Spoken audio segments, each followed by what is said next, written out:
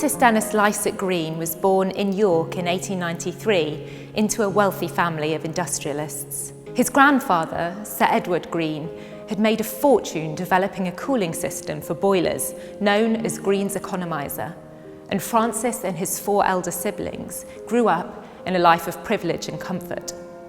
Francis was educated at Eton College.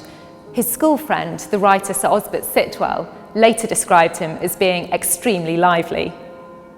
Lycett Green's passion for culture was evident even at this young age, as Sitwell commented, "He did not conform to the usual school standard.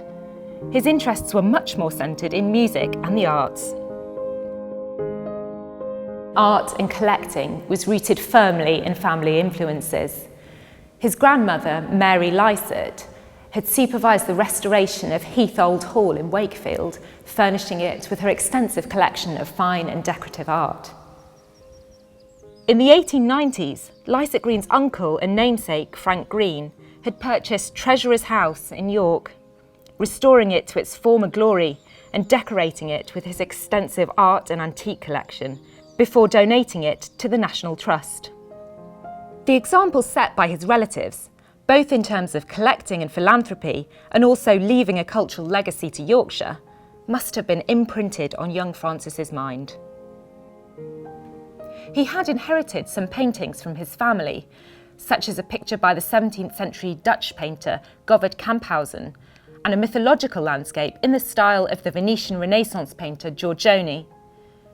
But Lycett Green discovered his own passion for picture collecting. From the 1920s until the 1950s, Lycett Green bought a few pictures every single year. He made friends with some of the most famous art collectors, dealers, and curators of the time, and began to amass a collection of art that was to become one of the most impressive private collections in the country. Italian painting seemed to have been a particular interest, and with his old friend Osbert Sitwell, he was a founding member of the Magnasco Society, which aimed to champion Baroque works of art. So this painting by Alessandro Magnasco was the last painting that Lycett Green sent to York, and it hung in his sitting room above his mantelpiece. But in 1957 he bought a new Canaletto, and he replaced the Magnasco with this new Canaletto and sent this picture to York. Perhaps the most striking feature of the collection is its sheer variety. His acquisitions range from Italian to Dutch and Flemish, to French, Spanish and British work, and stretch chronologically from the 14th century until the 19th. As the Burlington magazine commented in 1955, no mode of seeing or feeling from 1320 to 1800 appears to have fallen outside Mr. Lycett Green's range of taste. Lycett Green displayed his collection in his country house in Kent, Finchcocks, which he had altered to include a designated picture gallery in a separate wing. It seems that Lycett Green's primary motivation was always philanthropic, perhaps inspired by the example set by his family, and the first donation he made was an 18th century painting of St Anthony of Padua that he gave to the National Gallery as early as 1922. He went on to donate a further 3 pictures to the National Gallery and a painting to the Fitzwilliam Museum. In the 1930s, Lycett Green began to think about the ultimate destination for his collection. He initially decided to leave his collection to Wakefield. His family were from the city, and it was where they had made their fortune. In 1940, however, he changed his mind and decided to leave his collection to York. He had reservations, however, about the gallery, stating, "I do not wish them to be hung in the existing art gallery on Exhibition Square, which does not seem to me to be at all suitable or safe from the risk of fire." Other suggestions he made were the new National Gallery at Auckland, New Zealand, to form a nucleus of a collection of old masters.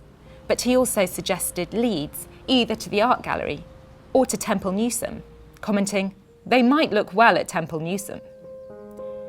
It seemed that he was determined that the collection would go to a museum or gallery where it would make a genuine difference and provide a springboard for further acquisitions.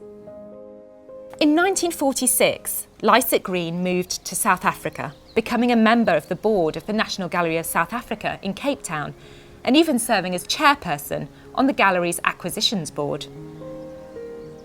This move changed his outlook, and he wrote to the Art Fund in 1947 asking them to please disregard all the instructions as to the disposal of my collection of pictures. I now wish them to go to the National Gallery of South Africa at Cape Town. However, due to a spectacular falling out with the curator, John Paris, Lycett Green withdrew his offer at the last minute. On a visit to York in 1954, Lycett Green made a visit to the art gallery. He was so impressed with the work of the then curator Hans Hess that he changed his mind and decided to have his collection shipped to York. The collection was put on display and the inaugural exhibition opened to great acclaim on the 5th of March 1955. The head of the Art Fund at the time noted that he was staggered by the wealth of the collection. The then Dean of York Minster, Dr. Eric Milner White, described it as an astonishing, munificent and magnificent gift. And the curator wrote, "With this notable addition, York in one stride takes a new place in the front rank of British art collections." Lycett Green's gift changed the future of York Art Gallery, not only presenting the gallery with a collection spanning 5 centuries of artistic development. The gift provided a foundation and springboard for acquisitions, bequests and commissions that have enriched the collection for over 60 years. And visitors will continue to enjoy Lycett Green's legacy for decades to come.